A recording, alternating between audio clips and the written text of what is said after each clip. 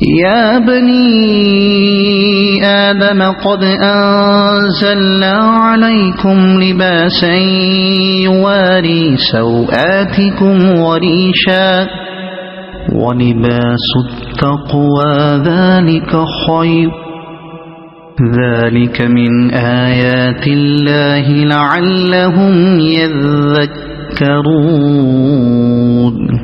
اے اولاد آدم، ہم نے تم پر لباس نازل کیا ہے کہ تمہارے جسم کے قابل شرم حصوں کو ڈھانکے اور تمہارے لیے جسم کی حفاظت اور زینت کا ذریعہ بھی ہو، اور بہترین لباس تقوی کا لباس ہے۔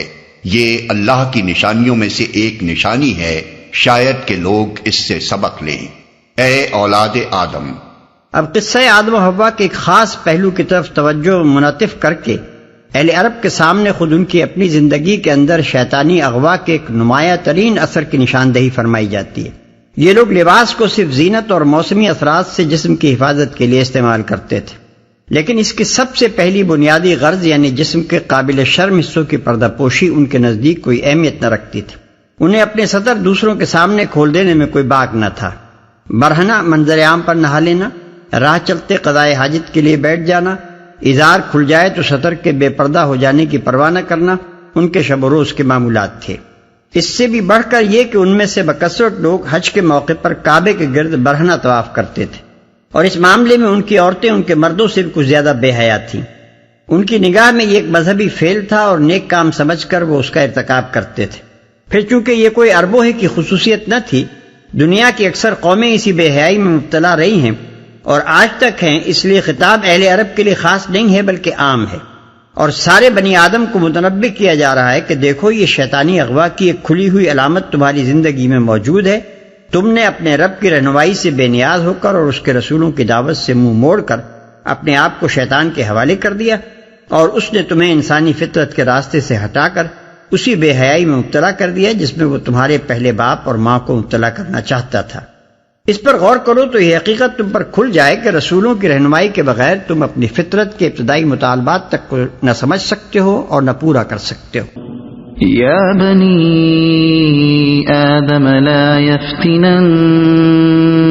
الشیطان کما اخرج ابویکم من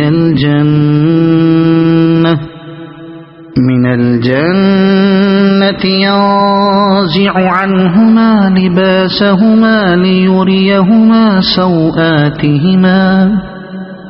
إنه يراكم هو وقبيله من حيث لا ترونهم إنا جعلنا الشياطين أولياء للذين لا يؤمنون۔ اے بنی آدم، ایسا نہ ہو کہ شیطان تمہیں پھر اسی طرح فتنے میں مبتلا کر دے جس طرح اس نے تمہارے والدین کو جنت سے نکلوایا تھا اور ان کے لباس ان پر سے اتروا دیے تھے تاکہ ان کی شرمگاہیں ایک دوسرے کے سامنے کھولے۔ وہ اور اس کے ساتھی تمہیں ایسی جگہ سے دیکھتے ہیں جہاں سے تم انہیں نہیں دیکھ سکتے۔ ان شیاطین کو ہم نے ان لوگوں کا سرپرست بنا دیا ہے جو ایمان نہیں لاتے۔ ان آیات میں جو کچھ ارشاد ہوا ہے اس سے چند اہم حقیقتیں نکھر کر سامنے آ جاتی ہیں۔ اول یہ کہ لباس انسان کے لیے ایک مصنوعی چیز نہیں ہے بلکہ انسانی فطرت کا ایک اہم مطالبہ ہے۔ اللہ تعالیٰ نے انسان کے جسم پر حیوانات کی طرح کوئی پوشش پیدائشی طور پر نہیں رکھی بلکہ حیا اور شرم کا مادہ اس کی فطرت میں ودیت کر دیا۔ اس نے انسان کے لیے اس کے اعضائے صنفی کو محض اعضائے صنفی ہی نہیں بنایا بلکہ سوا بھی بنایا، جس کے معنی عربی زبان میں ایسی چیز کے ہیں جس کے اظہار کو آدمی قبیح سمجھے۔ پھر اس فطری شرم کے تقاضے کو پورا کرنے کے لیے اس نے کوئی بنایا لباس انسان کو نہیں دے دیا بلکہ اس کی فطرت پر لباس کا الہام کیا، انزلنا علیکم لباسا،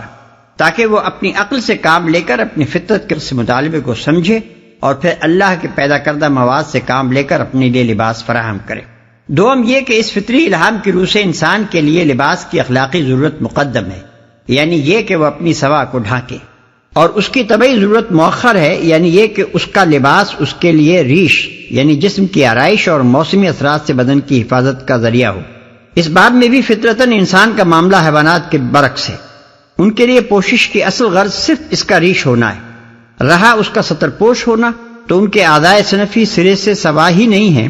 کہ انہیں چھپانے کے لیے حیوانات کی جبلت میں کوئی داعیہ موجود ہوتا، اور اس کا تقاضا پورا کرنے کے لیے ان کے اجسام پر کوئی لباس پیدا کیا جاتا۔ لیکن جب انسانوں نے شیطان کی رہنمائی قبول کی تو معاملہ پھر الٹ گیا۔ اس نے اپنے ان شاگردوں کو اس غلط فہمی میں ڈال دیا کہ تمہارے لیے لباس کی ضرورت بعینہ ہی وہی ہے جو حیوانات کے لیے ریش کی ضرورت ہے۔ رہا اس کا ثوا کو چھپانے والی چیز ہونا، تو یہ قطعاً کوئی اہمیت نہیں رکھتا، بلکہ جس طرح حیوانات کے اعضاء ثوا نہیں ہیں، اسی طرح تمہارے یہ اعضاء بھی ثوا نہیں، محض اعضاء صنفی ہی ہیں۔ سوم یہ کہ انسان کے لیے لباس کا صرف ذریعہ سترپوشی اور وسیلہ زینت و حفاظت ہونا ہی کافی نہیں ہے، بلکہ فی الحقیقت اس معاملے میں جس بھلائی تک انسان کو پہنچنا چاہیے وہ یہ ہے کہ اس کا لباس تقویٰ کا لباس ہو، یعنی پوری طرح ساتر بھی ہو،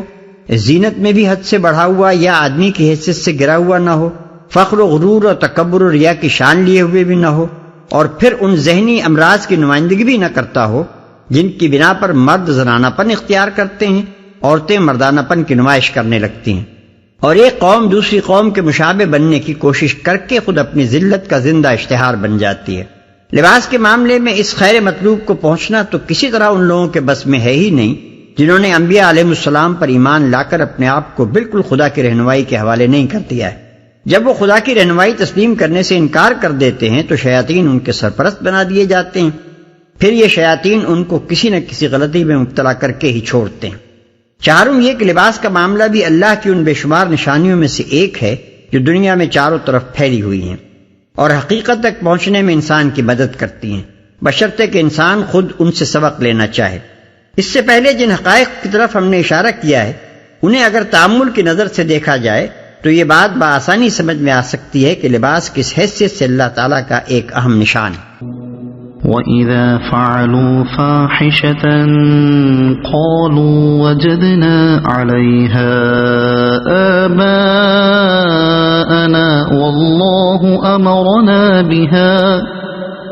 قُلْ إِنَّ اللَّهَ لَا يَأْمُرُ بِالْفَحْشَاءِ أَتَقُولُونَ عَلَى اللَّهِ مَا لَا تَعْلَمُونَ۔ یہ لوگ جب کوئی شرمناک کام کرتے ہیں تو کہتے ہیں ہم نے اپنے باپ دادا کو اسی طریقے پر پایا ہے اور اللہ ہی نے ہمیں ایسا کرنے کا حکم دیا ہے۔ ان سے کہو اللہ بے حیائی کا حکم کبھی نہیں دیا کرتا۔ کیا تم اللہ کا نام لے کر وہ باتیں کہتے ہو جن کے متعلق تمہیں علم نہیں ہے، وہ اللہ کی طرف سے ہیں، اور اللہ ہی نے ہمیں ایسا کرنے کا حکم دیا ہے۔ اشارہ ہے اہل عرب کے برہنہ طواف کی طرف، جس کا ہم اس سے پہلے ذکر کر چکے ہیں۔ وہ لوگ اس کو ایک مذہبی فعل سمجھ کر کرتے تھے اور ان کا خیال تھا کہ خدا نے یہ حکم دیا ہے۔ اللہ بے حیائی کا حکم کبھی نہیں دیا کرتا۔ بظاہر یہ ایک بہت ہی مختصر سا جملہ ہے،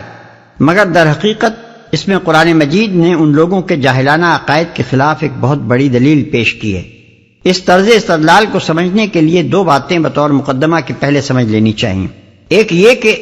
اہل عرب اگرچہ اپنی بعض مذہبی رسموں میں برہنگی اختیار کرتے تھے اور اسے ایک مقدس مذہبی فعل سمجھتے تھے، لیکن برہنگی کا بجائے خود ایک شرمناک فعل ہونا خود ان کے نزدیک بھی مسلم تھا۔ چنانچہ کوئی شریف اور ذی عزت عرب اس بات کو پسند نہ کرتا تھا کہ کسی مہذب مجلس میں یا بازار میں یا اپنے اعزاء و اقربا کے درمیان برہنہ ہو۔ دوسرے یہ کہ وہ لوگ برہنگی کو شرمناک جاننے کے باوجود ایک مذہبی رسم کی حیثیت سے اپنی عبادت کے موقع پر اختیار کرتے تھے، اور چونکہ اپنے مذہب کو خدا کی طرف سے سمجھتے تھے اس لیے ان کا دعویٰ تھا کہ یہ رسم بھی خدا ہی کی طرف سے مقرر کی ہوئی ہے۔ اس پر قرآن مجید یہ استدلال کرتا ہے کہ جو کام فحش ہے اور جسے تم خود بھی جانتے اور مانتے ہو کہ فحش ہے، اس کے متعلق تم یہ کیسے باور کر لیتے ہو کہ خدا نے اس کا حکم دیا ہوگا؟ کسی فحش کام کا حکم خدا کی طرف سے ہرگز نہیں ہو سکتا، اور اگر تمہارے مذہب میں ایسا حکم پایا جاتا ہے تو یہ اس بات کی صریح علامت ہے کہ تمہارا مذہب خدا کی طرف سے نہیں ہے۔ قل امر ربی بالقسط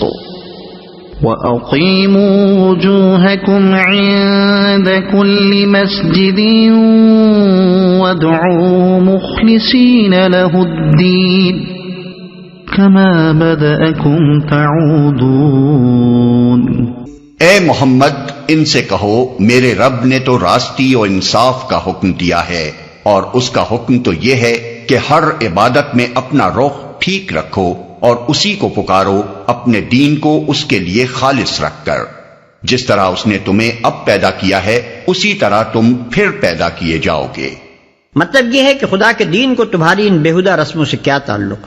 اس نے جس دین کی تعلیم دی ہے اس کے بنیادی اصول تو یہ ہیں کہ ایک،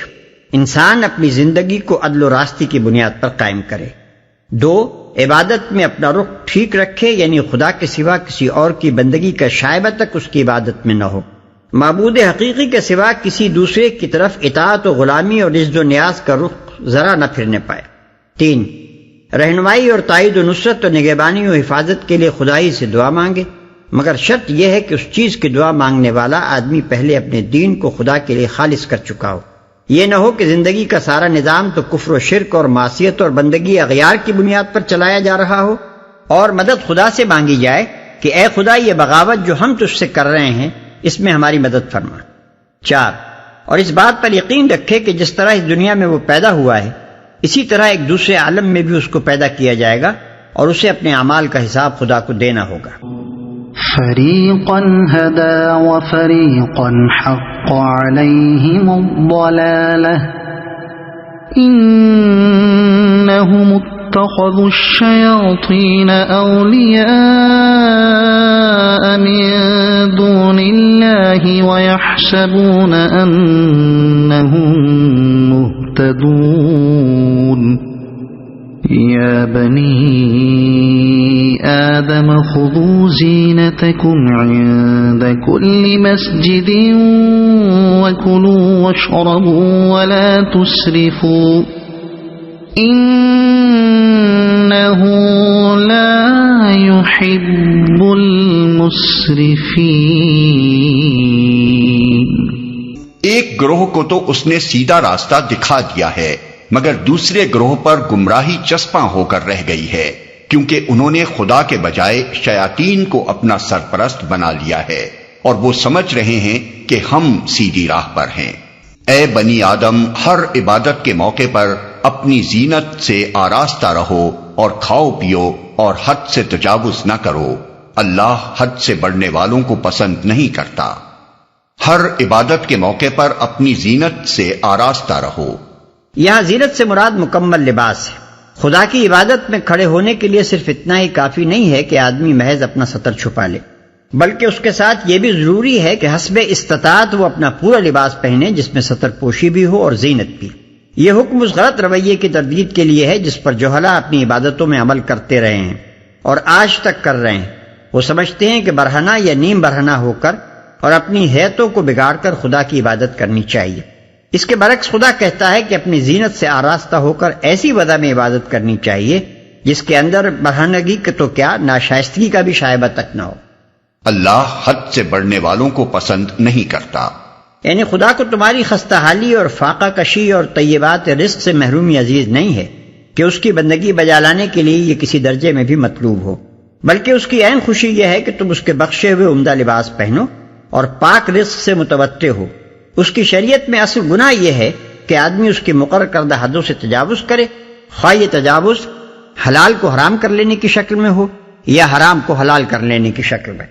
اگر آپ کو یہ ویڈیو پسند آئی ہو تو اسے لائک کریں، دوسروں تک پہنچانے کے لیے شیئر کریں اور مزید ایسی ہی معلوماتی ویڈیوز کے لیے ہمارا چینل عبد المالک ہاشمی سبسکرائب ضرور کریں۔